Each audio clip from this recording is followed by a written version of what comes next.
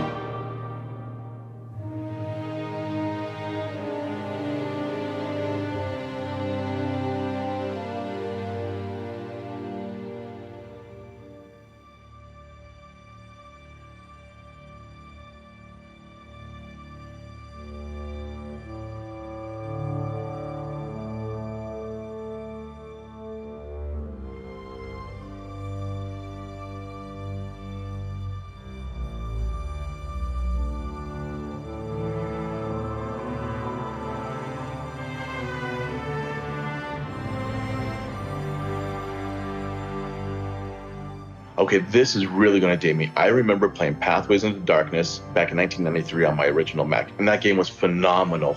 Then Marathon. Oh, I would troll the AOL message boards for the news of the release of the demo, and I tried to download that demo on a 14.4 modem with people picking up the phone.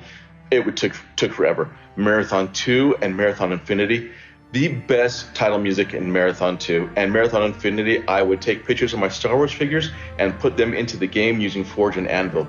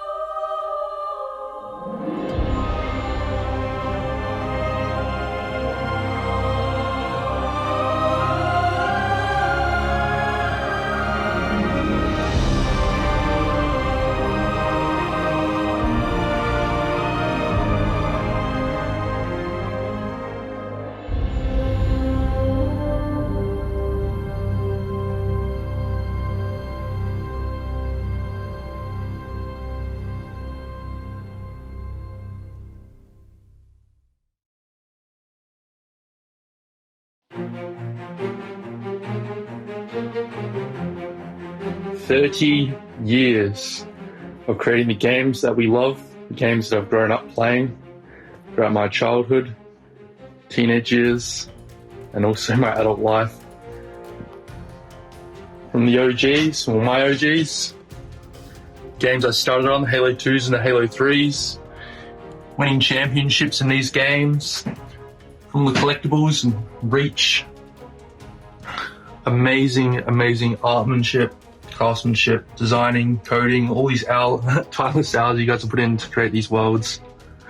We need to get back to the city. It isn't safe here. From the Destiny 1 sanitary, and all of the lore that you started with, more collectibles, all the way to Destiny 2.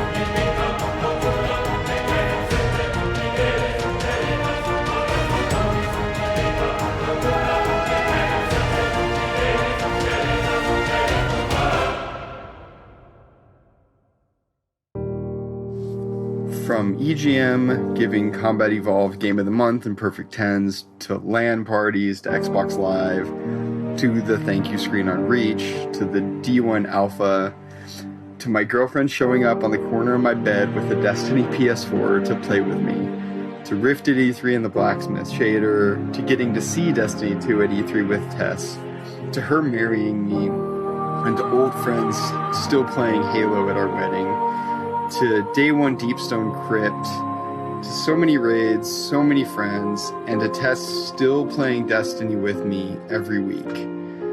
Bungie has personally given me 20 years of fantastic memories, and I am forever grateful.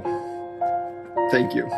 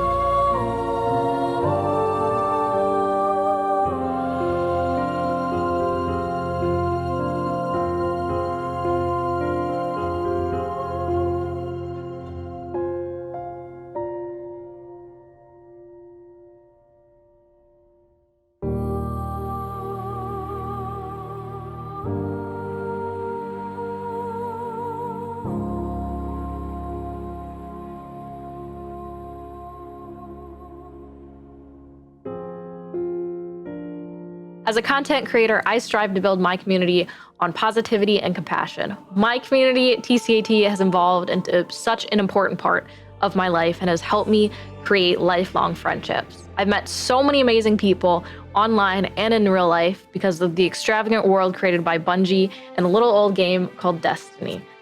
Some of my favorite memories include traveling to Bungie to reveal the Taken King, going to GCX and meeting so many amazing people, and raising money for St. Jude. I will cherish all of these memories, and I cannot wait to make more.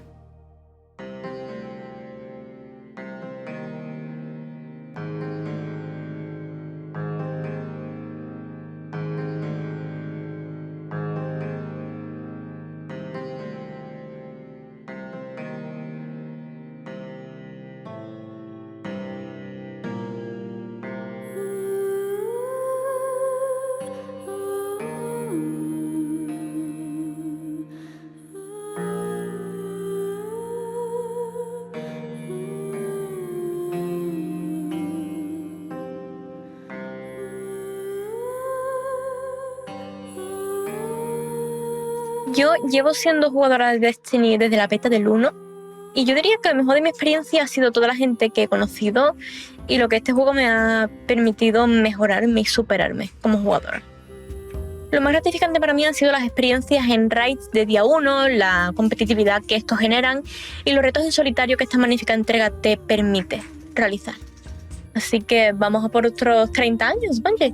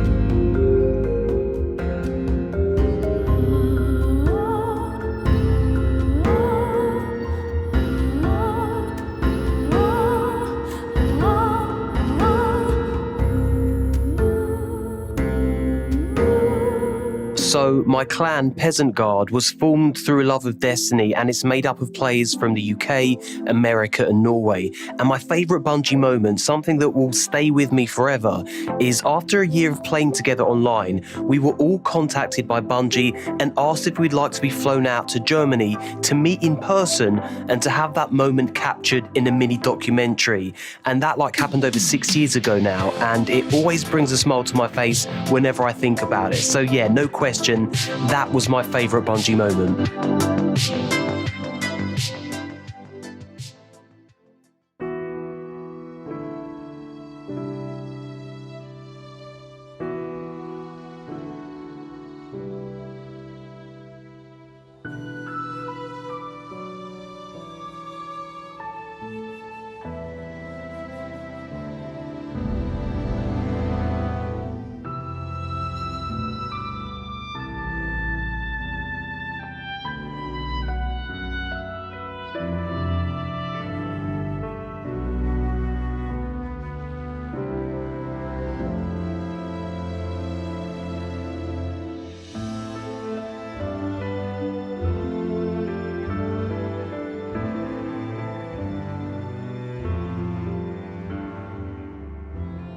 I am a former drug addict, and playing Destiny 1 kicked my drug addiction.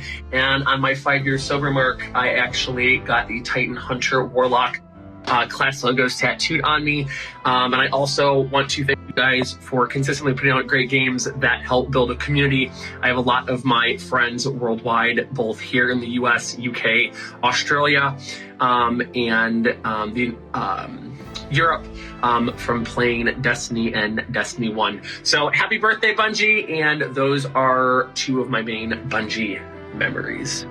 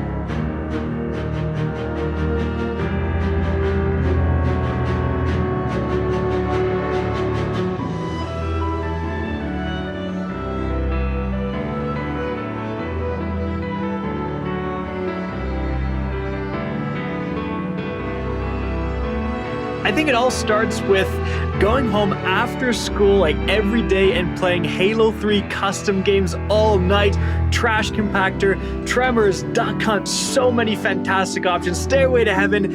And then I think the moment I really got into Destiny and just fell in love with that game was during the Vault of Glass.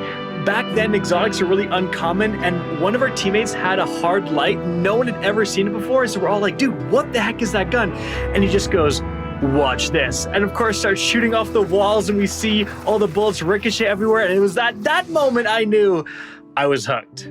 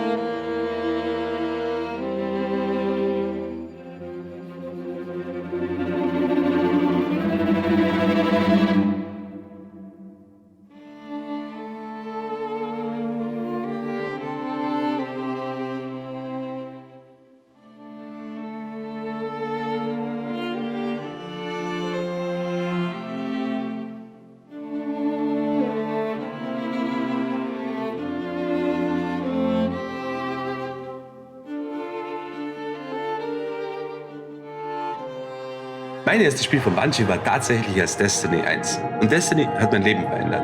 Ich wurde durch Destiny zu einem Content Creator, der auf YouTube Videos hochlädt und auf Twitch streamt. Ich wurde auf verschiedene Messen und auf verschiedene Events eingeladen, wo ich einiges erlebt habe. Ich habe sogar Justin Truman, den heutigen Game Director, kennengelernt und mich mit ihm über Destiny unterhalten. Das ist eine ganz, ganz große Ehre. Außerdem habe ich sehr viele Bekanntschaften, sehr viele Freunde über das Spiel kennengelernt, wo ich heute sagen würde, das sind teilweise meine besten Freunde. Ja, Destiny ist geil.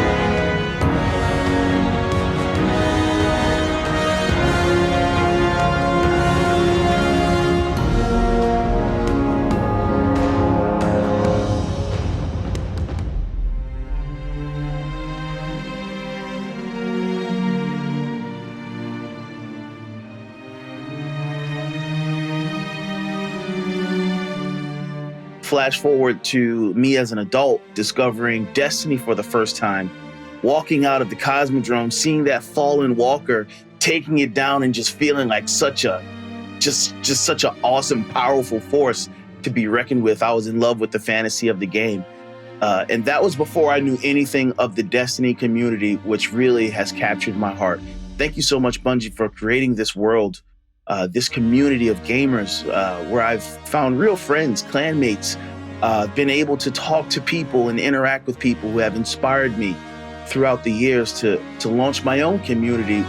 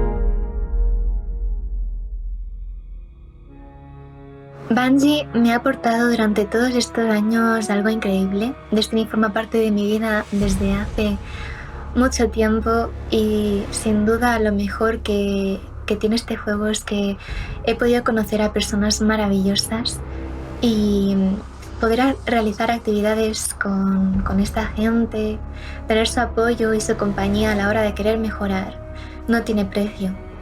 Espero poder seguir durante muchos años más en este mundo y poder esperar con mucha ilusión y mucho hype todo lo que está por venir.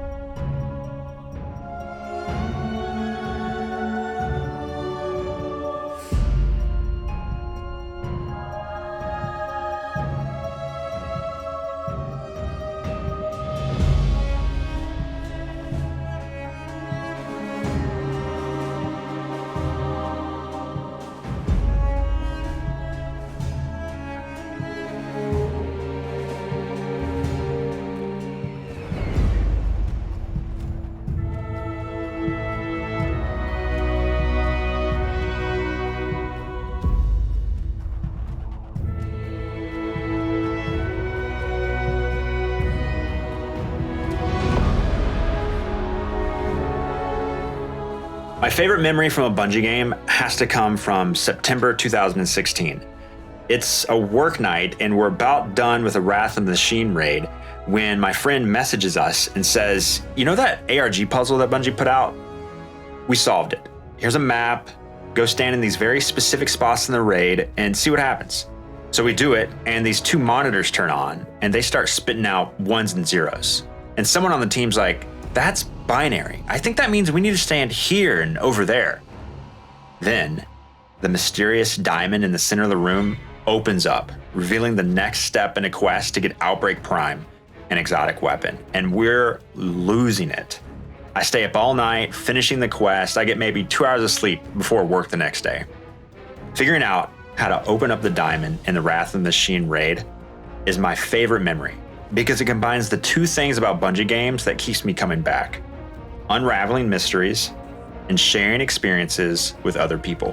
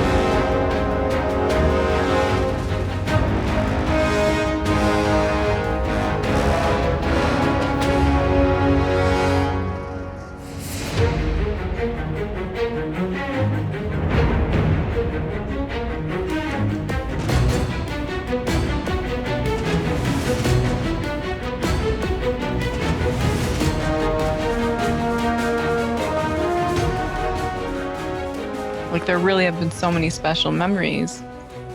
I had 2 reoccurring Trials dates every week when Trials of Osiris was going on. One of them was for Dr. Bro Snaps, and then the other one was on Monday nights. I would play Trials of Chilcyrus with some friends that I met online. One of them, Dopa, I got to go to his wedding a couple of years ago, which was really cool. We've been friends IRL now for years. And the other one is my boyfriend of 5 years now. And I still can't believe how crazy it is that Destiny brought me to Twitch, which introduced us to each other. And as a result now, we have another little guardian. She's a future hunter main for sure. But she quite literally would not exist if it wasn't for Bungie / Destiny and Trials of Osiris.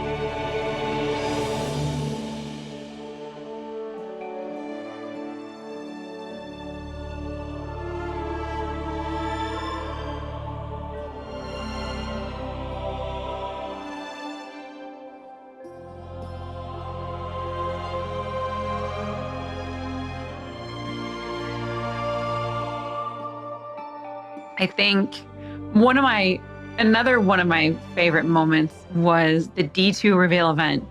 And I don't think there will ever be an event that will match that. And I could be wrong, but the room was shaking. Everyone was so excited. Everyone was screaming. You didn't have to tell them to get excited because you could feel the energy in the room. Everyone was hyped. There was like this vibration in the room of how excited everyone was. And it was I remember just holding Watts' hands while the trailer was going on, and Zavala just came down, bubbled up, and I'm pretty sure we cried together. We cried while holding hands, watching the cinematic trailer for the D2 event. So I remember that being such a huge, huge moment. And I just knew that I was a part of something that was way, way, way bigger than I thought.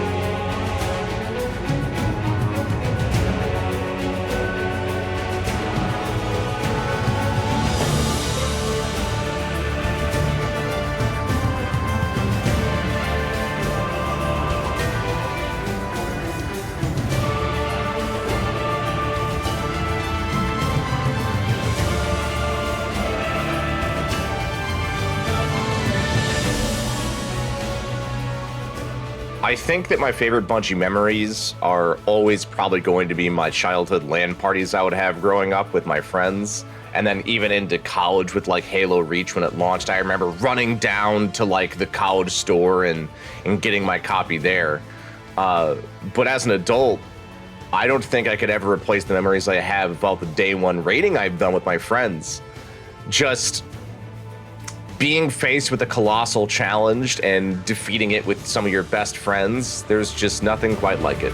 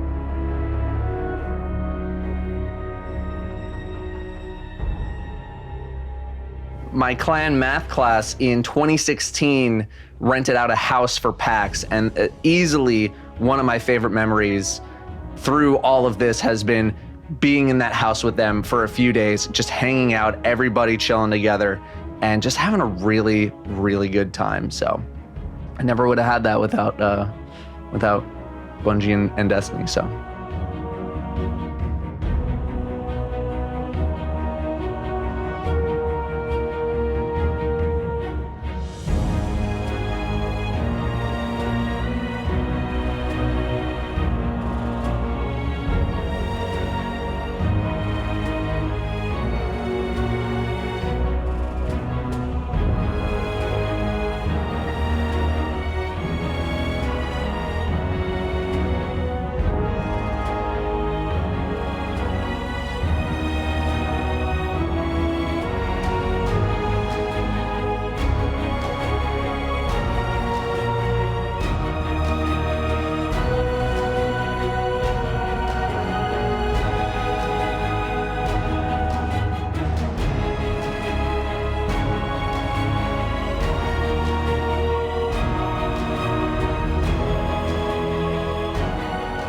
man, some memories, man. The memories that really, truly brought me back was Destiny 1. And we played Glass week 2. We didn't play it on the week of release. We played it on week 2. And when we first experienced the raids, me and the boys from work, I didn't really know too many people. We went in that raid, man, and we defeated the first encounter. We beat the first encounter.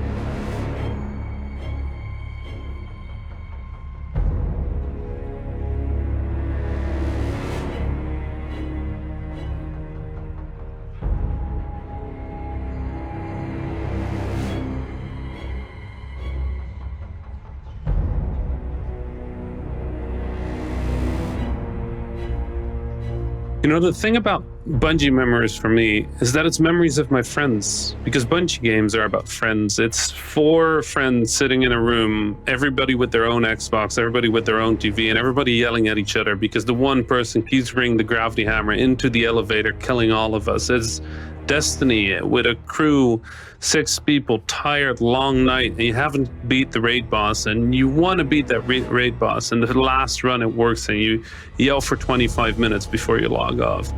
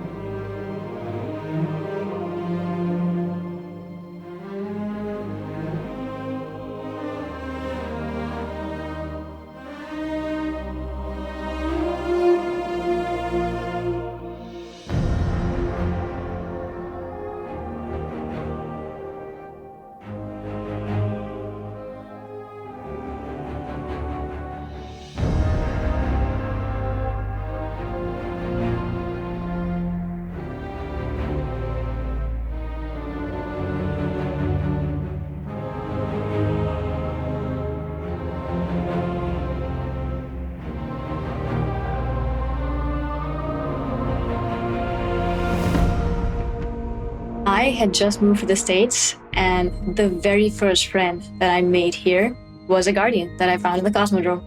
And that guardian has been my best friend and brother for 5 years now. And that was only the beginning of a very special relationship with Destiny for me.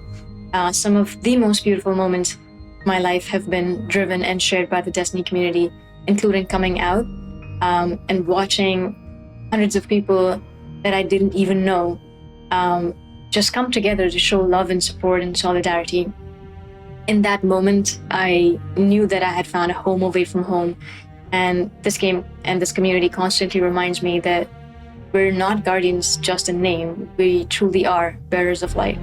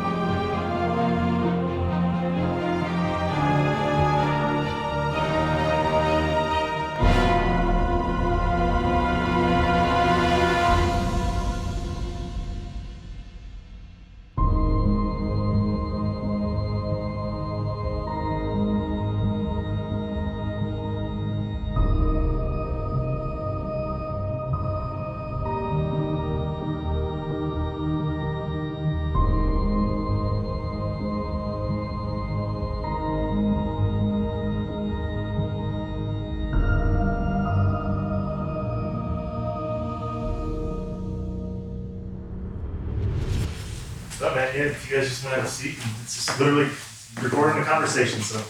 All right. What could go wrong? So I was 11 when you started the company, but you're not that much older. Like you weren't that much older. Like what is the take me all the way back I to guess the that's true. Take me all the way back to the moment where you're like, I want to do this. Yeah. There's a funny thing for like a lot of my life.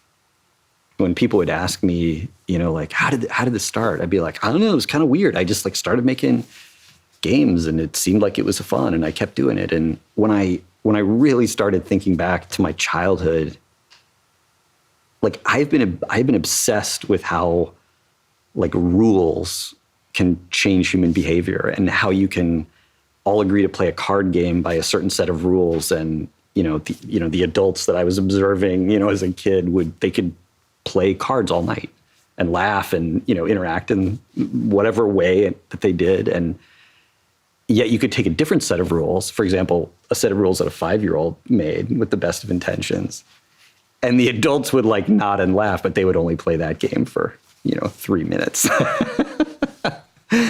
And that has always fascinated me. And I realized looking back on it that I've been doing that my whole life, and it irritated my friends, and they didn't want to play. I mean, because we start as a game designer and you suck. You're terrible. Your games are horrible. I mean, they're not even games. They're just, it's almost, you're just a little tyrant trying to get people to do things. And I remember building, I probably spent weeks building this really complex pen and paper adventure game on index cards, and I'd drawn pictures of monsters and everything like this. And I remember finally getting, a friend to play it at school, and it was the first dice roll, some creature killed his character or something. It was just the worst possible, outcome. And I was I was in 4th grade or something, but some kids look at the garbage truck and are that big, powerful machine. That's what I want to be. But to me, it was the the deck of cards. Like, I want to know how to control that. Like power to build an experience that when people come into it, they leave with a smile on their face or more connected to the people around them. Yeah, I've been doing that forever. It's kind of crazy. Way before computers. And then of course, right, I saw games on computers and I was like, wow. My perception, based on all of our time together, has actually been like, you are more interested in the making of them in a bunch of ways than playing them. Like, playing games isn't like it's not an explicit hobby of yours. Like, you're educating yourself. It's more work, but it's like you're always making stuff. Yeah, I think this is true, and I feel a little bit like guilty about it sometimes, because I think it is the most dangerous thing as a designer to enjoy the making more than the playing, right? Because the number of things you can enjoy making is infinitely larger than the number of things that you can enjoy playing, right? Much less other people can enjoy playing. And so, yeah, what you say is true, and I feel like it's sort of like an addiction that I've had to fight so that I make things that are worthwhile. Because it's, the whole shtick to me is about, touching other people, like, somehow. Yeah. So we talked a little bit about kind of the origin. I'm going to jump ahead again. I'm going to jump to my life, 2004. I remember I finished the campaign for Halo 2, and my friends and I got distracted a bunch by the multiplayer, and I finished it the same night I finished Metal Gear 3. And after I finished both of those games, I went and watched this Vidoc, the documentary that, like, I look at now, and I met a bunch of y'all, and I'm like, oh, I didn't pick up on all the, like, human suffering in this documentary the first time I watched it. Do I get to sign your? No. Do you remember this? I looked for it actually before I came in today. I don't think I have it anymore. You don't? Yeah, I remember the sweatshirt. Yeah. Okay. Yeah. Okay. Yeah. What is this from? Like, what is this actually? I've like wondered this. Like, what is this? It was just like, what? It said Osiris on it. I thought it looked cool, and yeah, I bought it. I have no idea. Sadly.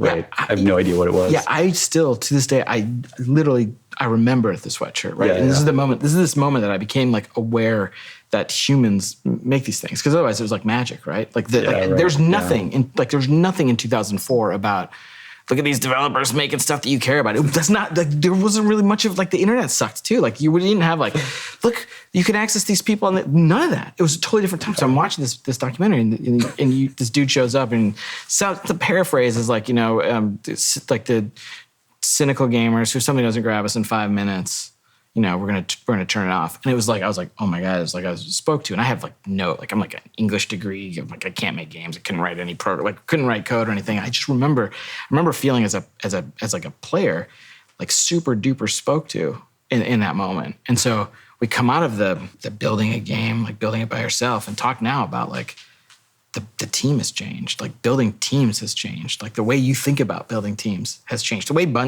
in the however many years I've been at Bungie now, in the fifth, like, the way the company approaches building teams have changed. Let's go all the way back to Halo 2, like building the team for Halo 1 and Halo 2. Yeah, I think if, like, past Jason was here, he would disagree with a lot of stuff that I'm going to say, but I think compared to the intentionality that we, try, sometimes exhibit, know we should have about building teams and how important teams are. Back then, it was almost just this, snowball that was rolling downhill of people who, liked our games and came to the company, and, then, it snowball rolled a little faster, and it was just a bunch of people trying to do their best, trying to recreate the feelings that they had, when they played games. And you can get pretty far on passion and talent, but it sometimes makes things really hard when you're not being thoughtful about the organization of the team, the design of the product relative to the resources and time you have. And yeah, it made Halo 2 super challenging for a bunch of reasons, but yeah, I don't know. I guess that's, and past Jason would tell me, like, you're an idiot. We were thinking about all that stuff. You just had to learn. But, like, when I look back, like, he wasn't thinking about that stuff, What was he thinking about? I mean, he was just thinking about the game. But I mean, I don't know. I always think, I think my past self is like not really that sharp because I mean, every year we've learned so much, I feel. And so I look back and I think that, that guy must be an idiot. Because look at all the stuff I learned just this year on Halo 1. Like I didn't know anything. But I go back and I found one of the notebooks from Halo 1. Like that guy wasn't an idiot. Like, I mean, there's stuff that, he didn't know, but there's a lot of like super interesting exploration and thought and like possibilities that, didn't end up at the game in there. And so I don't know. I don't know what to make of that. Because I feel like I've learned so much, but when I go back, I'm sort of like blown away by, what was happening in my mind. It's pretty embarrassing when I think about I think about my life in terms of decades and like what are like the big lessons from the decades. And when I like articulate one of the like a lesson from my 30s, it's like so embarrassing. Give me one from yours. Yeah. Oh man. I mean, I started Destiny 1 not understanding the value of having at least somebody on the team who cares more than anybody else about, what the team is missing, what the team isn't admitting, who on the team isn't talking to each other, where on the team are our dreams incompatible with the calendar, or our dreams incompatible with our ability, or our dreams incompatible with the hardware that we need to run on. And I saw production as, a calendar and a schedule. And it's true that a schedule is a thing that you use to sort of test people's understanding of reality in the sense of, can the things we want to do fit in the time that we think we have, and how are we tracking against that? But I saw it as like an end in itself. And of course it irritated me and I, didn't pay attention to it. But God, like embracing all that stuff is a thing that will be, front and center in anything that I do, anything I do in the future. I think it's making sure everyone on the team has an objective understanding of reality and doing anything you can to fix it when that isn't true. I didn't understand that when I started Destiny 1. Destiny 1 made me understand that. So what I want to talk about now is where computers are heading. Mm-hmm. Mm-hmm. Where's it going? AR is going to be the thing that displaces mobile. Like I'm so sure of that. I'm so sure we're all going to be wearing glasses, and all the TVs are going to go in a landfill. All those companies are going to go out of business. All the cracks in our ceiling are going to get fixed in our glasses. Like so many people are going to end up with virtual pets and windows out to the Taj Mahal or the Eiffel Tower. And maybe it'll be 20 years. Like, I think it's going to be a lot sooner than that. And I think it's going to be really interesting. And when it happens, like the reason that you're going to know it's going to take over the whole world is everybody's going to laugh at it. Like everybody's going to think it's ridiculous. When the iPhone, came out, the stuff people were saying to like not admit that they were holding like a, chunk of the sun in their hands that was going to change the world. Like the stuff people said was ridiculous. And people are going to do that again. And the other interesting thing about AR is if you have AR, you have to have local compute because you need high frame rate. You need to be able to render all kinds of crazy stuff like right there, like, within 2 feet of your body. Yeah, which means I think all the cloud computing stuff totally going to happen, absolutely going to be a thing. But we're not going to transition fully to, thin client. But yeah, those would be my 2 predictions. Local compute never goes away. AR displaces mobile, like 100%. So on a long enough horizon, how are we going to get ready for that? we got, it's a great question, and I think the answer is like we already are. Like I don't think what's going to happen is there's going to be a whole new slew of games that can only happen in AR. I mean, there's definitely going to be some. But I think in a lot of cases, what's going to happen is people are going to, throw away their TV and have a way bigger TV, or they're going to go to a totally virtual space that has a bigger, screen. And they might play some tabletop or strategy games in a different way. But I think people are always going to be playing first-person shooters, with some kind of input device on like a virtual, window in their visual field. And so I think a bunch of the stuff that we're great at doesn't, get tipped over by this. The thing we're great at, right? So let's go all the way back. Bungie games, someday. Not the company's still there, but I think a lot about my life through the lens of what would go on my tombstone. I just do. I think it's like completely busted. I don't think it's like a thing a normal, like reasonably sane human being would do. But I think it's a simple way of summarizing your existence, and it's the acknowledgement that these existences sometimes come to an end. The question I want to ask is about Bungie's epitaph. What is that simple distillation of what Bungie is? The tombstone-worthy distillation. I was on the 271 coming back across the bridge home, one night on the bus, and these two guys in front of me were talking, at first about college. Like they were older, but they'd obviously like gone to college together, and I think they worked together. And at some point they started talking about Halo, and I think it was Halo 2 for them. And they weren't really talking about how much Halo meant to them. They were talking about, and they weren't really talking about how much they meant to each other, but that's what they were doing, is they were sharing those stories of, where they were and what they were doing and how they were feeling. And, that moment, that's like still keeping me going. I mean, that might fuel me for the rest of my life. And it's not the only time that's happened, but you get a few of those, and, that's all I want. It's just people sharing memories in an experience that, wouldn't have existed without, you bleeding buckets of blood into the, whatever code or design or something like that. That's what,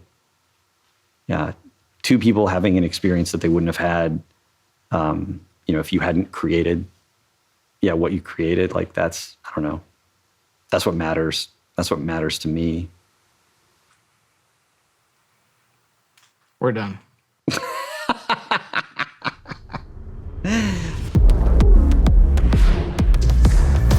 We're just going right into like the trailer, huh? Es lo que quería que vieseis. Beyond light! Estasis es solo una herramienta. It's an ice tornado, dude. That was the sickest thing I've ever seen. I'm in space! It's freaking Aldrin! Inclínate. No. What the heck? What's up, baby falling? They're so cute! Go. Quick, move! Juntos podemos!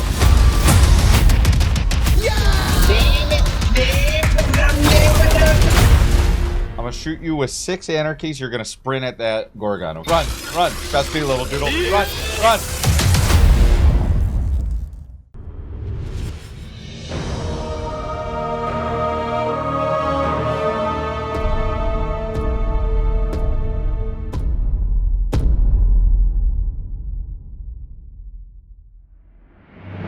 Welcome, Guardians. This year, we're celebrating our journey with you, whether you joined us 30 years ago or if it just started today. This game is in our blood. The Destiny team is full of Destiny fans. Folks who came here because Destiny was their favorite hobby. Folks who log out from work in the evening and log in to play with their clan. The team we have today is committed to relentlessly upgrading this game that we all love. We aren't happy with just another mission. Instead, we want to push the limit of quality you can expect in an action MMO with uniquely Destiny experiences like Expunge and Presage. We are committed to delivering the best mission content that you can play in any game with a friend and having the best feeling action game, period. And this shows through in the passion that we see for Destiny 2. Since we declared independence 2 years ago, the Destiny community has grown by over 20 million new players, and it continues to grow faster than we ever could have predicted. We're grateful to be a part of this amazing growing community that you all have created. You represent Destiny. You help make it better every year, and you are so welcoming and supportive of every new Guardian that sets foot in the tower. And only a handful of us are going to be up here today. Most of them are in their homes, at their desks, working hard to bring the next part of Destiny to life. It's a huge honor representing such an incredible team and introducing the next chapter of Destiny 2. So, without further ado, this is the Witch Queen.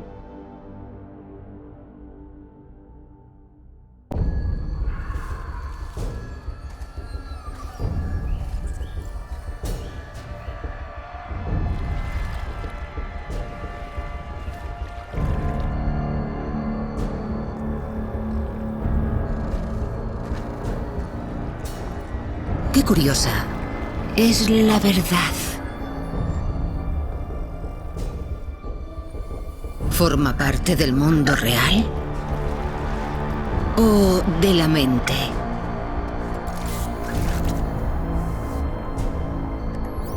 ¿Es rígida o se puede moldear?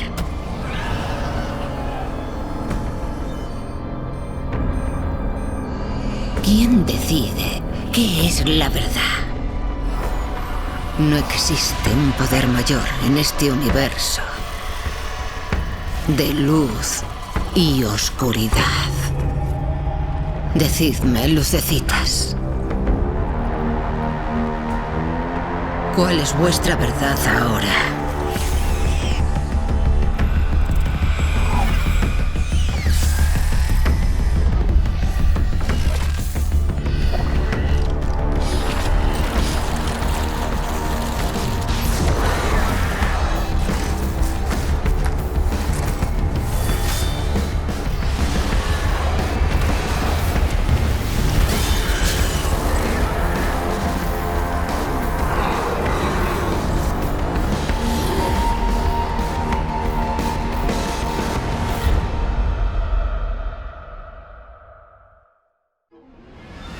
Oh my God, James. Savathun is serious. I think she's the most dangerous villain we faced yet. 7 years we've been building up to this moment, and she is finally stepping into the spotlight and showing us who she really is.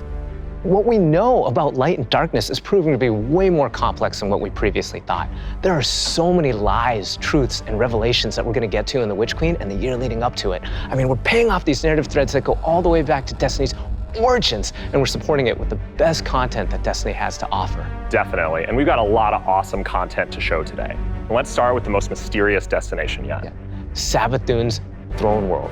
This is an uncharted wonderland of secrets and lies. It's this place that she's created in her own image, this surreal and majestic light-blessed world. She has this castle that she rules from. It overlooks this dark, swampy underbelly with this lone pyramid ship out there.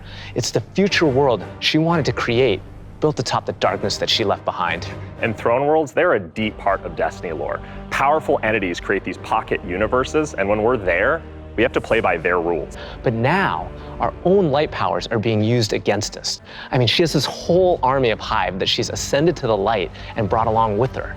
These are the Hive Guardians, and they are the backbone of her new army. We've talked a lot. Let's show a little. Let's take the first ever look at the Witch Queen gameplay. Savathun, la reina bruja, diosa de las mentiras y la colmena. Tras la muerte de su hermano Oryx, Savathun decidió esconderse. No por miedo, claro, sino porque ese era su plan.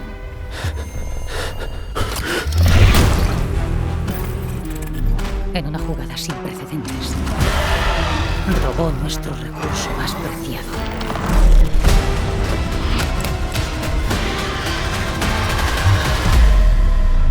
Lo único que creíamos que nunca podría conseguir.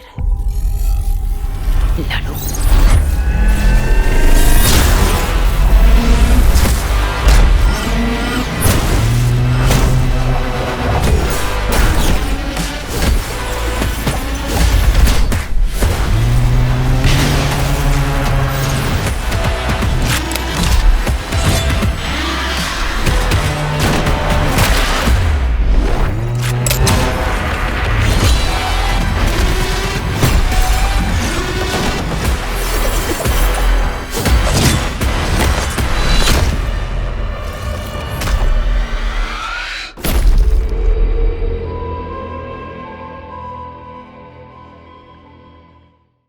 I cannot wait just to reach out and just crush a hive ghost in my hand. Yeah, I mean, we've been defined by the light for so long. This is uncharted territory for us. I mean, we're in strange new places. Like the throne world, it's haunting, but it's gorgeous. It's beautiful. There's a lot to love. There's a few things we saw in the trailer that we haven't talked about yet. Savathun and her Lucent Brood.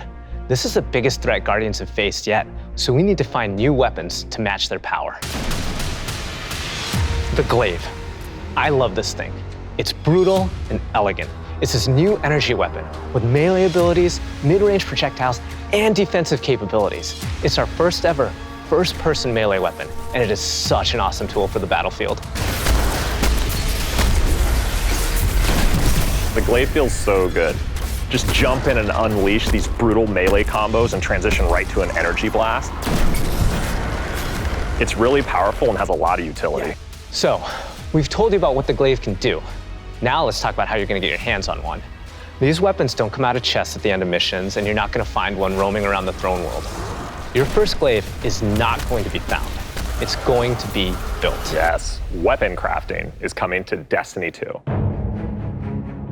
Now, chasing weapons has been an integral part of the Destiny Pursuit game since the beginning. And over the years, we've added more deterministic paths to get the rolls that you want on guns. Think things like Umbral engrams and the raid chest. Weapon crafting unlocks the freedom to choose all that and more.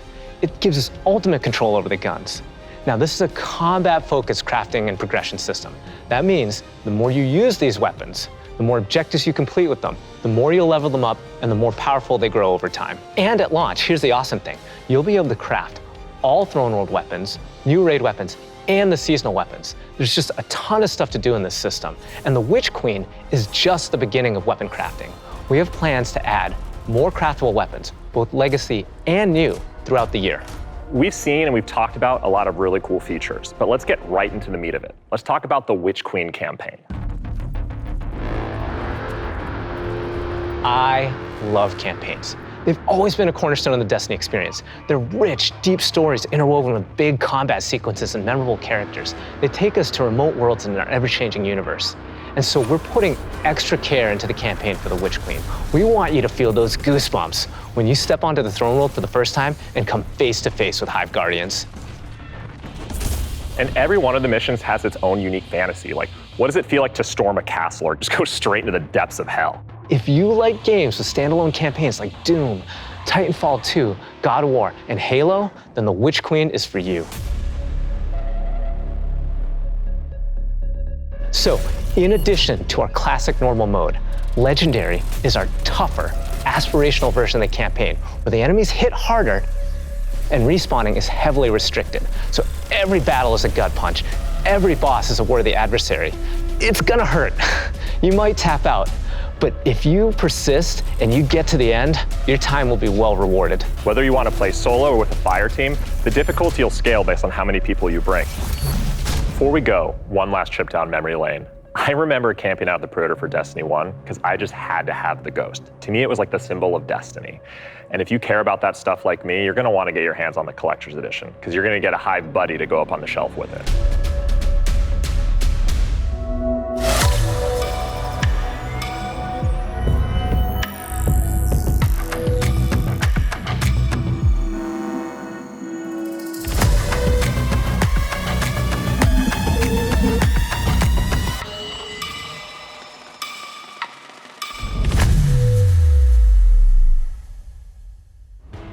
Wow, that was so cool. Oh, I'm man. so excited for this one. And that's not even everything that's in there too. I know. Those are the hero items, and they're, I think, one of the best ones that we've ever done. Collector's editions have always been like this really perfect jumping point to enter the worlds that we build, and actually lifting like in-world objects and putting them in players' hands is just, it's just a good feeling. We don't just put random items. Everything in there means something, and it helps push the narrative. And there might be some puzzles to unlock in there as well.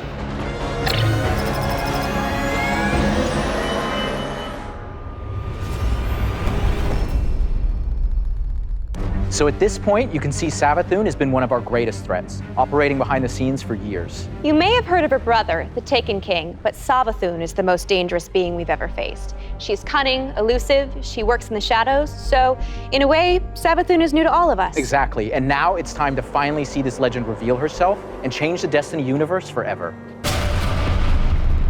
But when we talk about the overarching story of Destiny, we don't just mean the plot lines or characters that feature release to release. Narrative is a guiding force in Destiny, and we're calling on its rich history of world building, bringing that to the forefront and growing it in a bold new direction. So when you join the game today, you'll experience an immediate call to action alongside millions of your fellow Guardians. During this past year, we watched the results of your actions play out across Destiny's seasonal releases. You've redeemed old foes, brought former enemies to the bargaining table, learned that there's always more than one side to every story, and built alliances no one ever thought possible. And on the largest scale, you'll experience a vast, living, interconnected world of stories that's striving to a greater end. We need you, Guardian. You'll experience this alongside a massive community of Guardians, release after release, together. This is our universe's cosmic purpose. This 10-year journey we've been on since Destiny 1, it's drawing to its dramatic conclusion. The Light and Darkness saga will end. But make no mistake, Destiny 2 will not. We're building not so much to an ending, but more to this transformative moment for Destiny 2's future. Last year, we announced the Witch Queen and the following expansion, Lightfall. And now we're excited to announce the release after Lightfall, the final chapter in the Light and Darkness saga, Destiny 2, the final shape. It's going to be one wild, continuous ride. Yes, and that ride starts with Season of the Lost. Not only is it the prologue to the Witch Queen, it's your first opportunity to interact with Savathun. But rather than spoil it for you, why don't we take a look? Para sobrevivir a la tormenta que se avecina, la torre y la ciudad onírica deben permanecer unidas. Estamos rodeados, un círculo de lanzas que amenaza al sistema desde sus confines.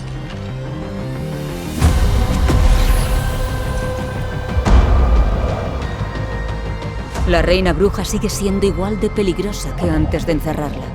Debemos aprovechar el tiempo que tenemos para descubrir los secretos que guarda.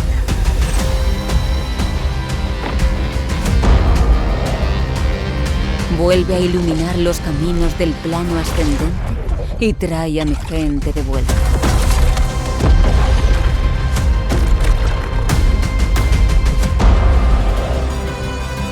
Hay una fuerza malévola operando en este plano.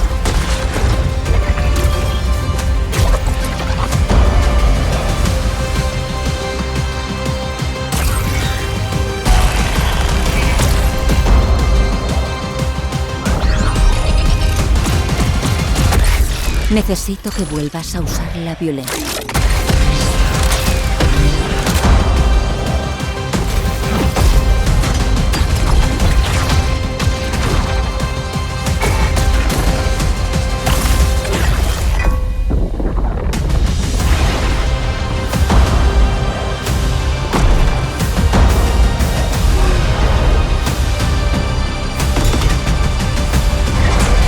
Quizá con ellas pueda salvarnos a todos.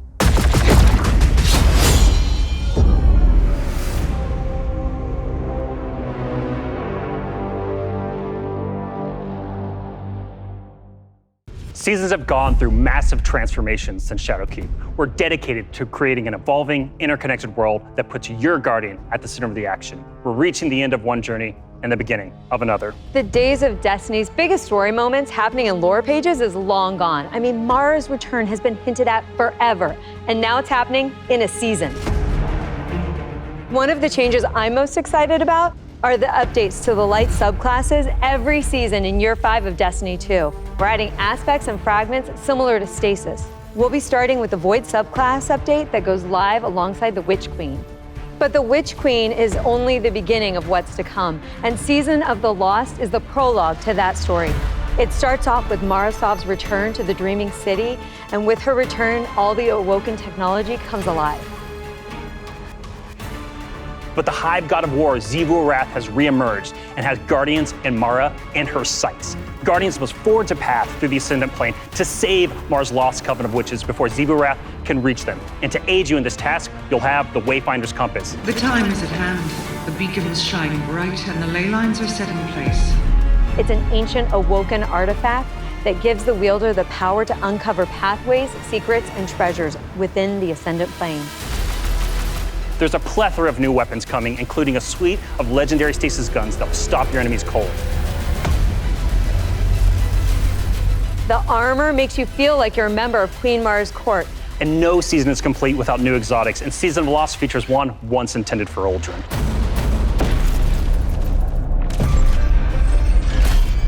Let's take a moment to talk about Trials. So Trials of Osiris is the endgame aspirational PvP activity and more popular than ever. Two of the biggest asks from our community have been adding anti-cheat and adding matchmaking. In Season of the Lost, we're doing both. We've partnered with BattleEye to soft launch the anti-cheat software when Trials goes live on September 10th.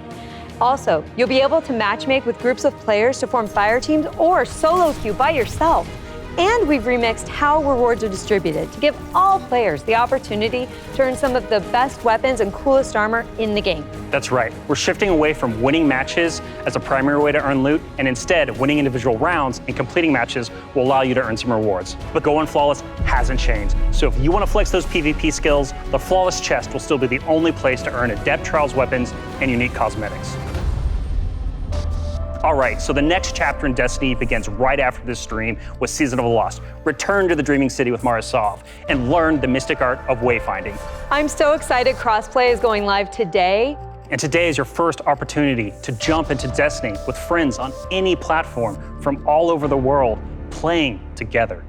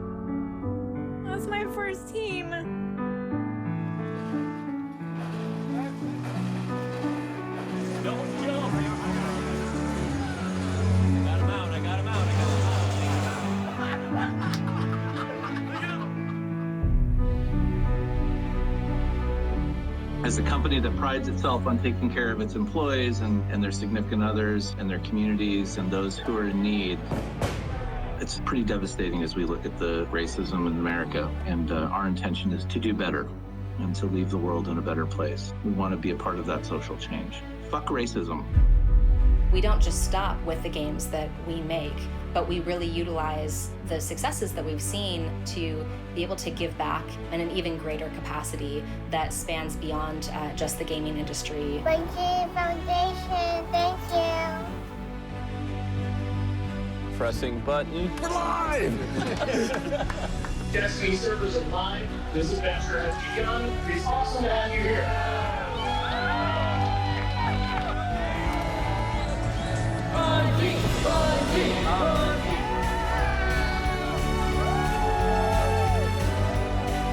This game is going to single-handedly destroy my social life, and I can't wait.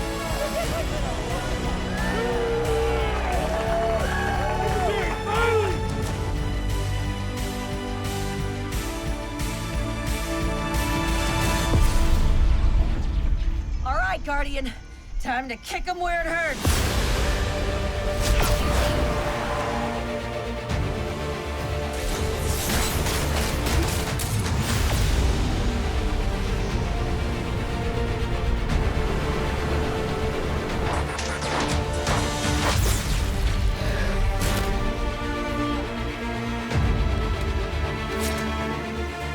This is going to hurt. A lot.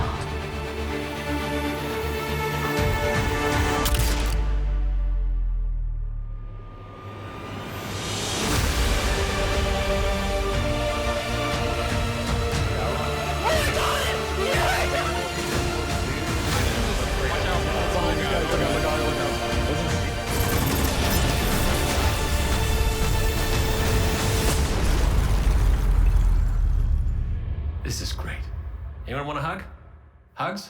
No? No hugs.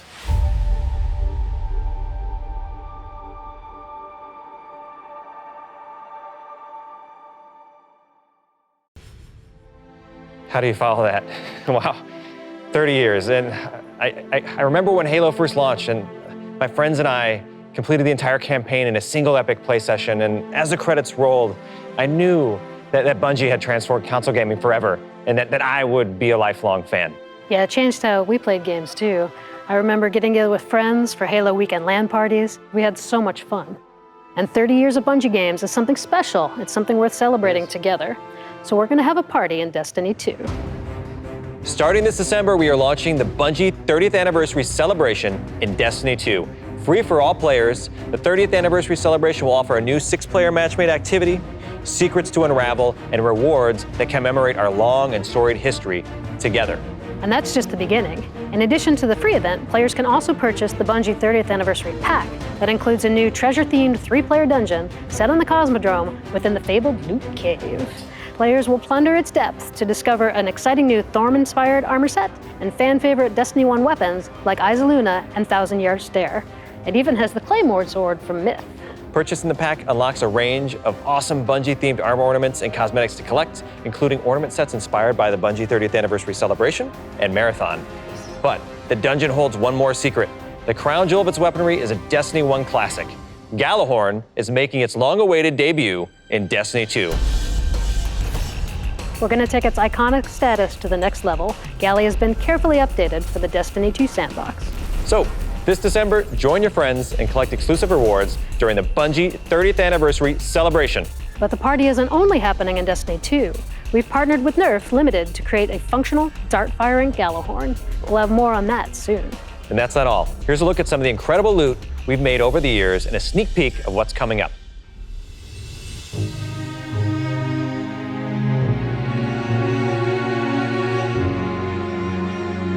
Wow, Lorraine, I can't believe we're celebrating Bungie's 30th anniversary. 30 years. It's incredible. Yeah. I mean, look, think of all the games and products that have come out over these years. Yeah, starting Operation Desert Storm, Pathways into Darkness, Marathon, Myth, Oni, Halo, and Destiny. 7 years of Destiny. It's an amazing journey. So excited. You know, we have a lot of really cool stuff coming up and a lot of other things in the works, of course, as always. But yeah. I mean, what do we have? We have the Fallen Captain statue, which is incredible. And then we have the helmet, the Celestial Nighthawk That thing helmet. is so cool. Yeah. And my favorite, the Arcadia jump ship. Yeah, I get goosebumps just thinking about that. You know, it really gives me that nostalgia from Destiny 1. And so I think it's a great way we're gonna celebrate not only Bungie's 30-year heritage, but the 7-year heritage of Destiny. Yeah. And it definitely gives you the feels.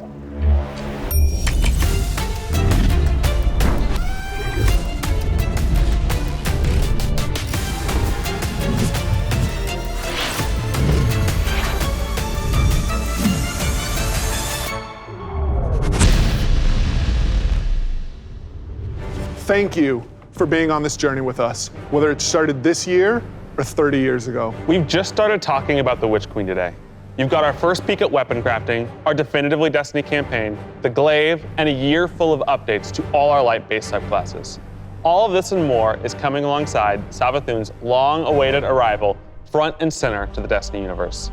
The Witch Queen marks an acceleration in our story heading towards the conclusion of the Light and Dark saga, and we're so excited for everyone to join us on this epic adventure in the Witch Queen, Lightfall, the final shape, and beyond. And the Witch Queen's gonna kick off another amazing year of Destiny with 4 great seasons packed with all of the narrative, events, and rewards that you've come to expect from us. But there's even more coming next year than just our new seasons. The deluxe edition of the Witch Queen will also include 2 brand new dungeons to be released in 2022. And we're also going to be remastering another classic Destiny 1 raid and releasing it free for all players. This means going forward, starting this December with our 30th anniversary event, there will be a new piece of raid or dungeon content in the game every 3 months. In 2022, we will also be adding legacy rotations for raids and dungeons, meaning every week there will be new ways to earn rewards in both the latest and greatest content and raids and dungeons from the past. If you love amazing in-game content, we want to prove that no other game offers more quality and more variety than Destiny 2. We hope that you've enjoyed a look into the future of Destiny 2. Witch Queen pre-orders are available wherever you play Destiny. Crossplay is live on all devices, and Season of the Lost kicks off today. See you in game.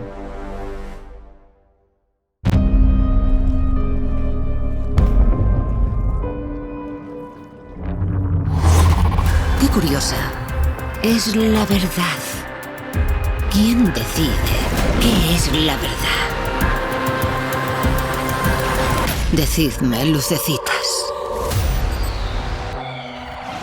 ¿Cuál es vuestra verdad ahora? La reina bruja sigue siendo igual de peligrosa que antes de encerrarla.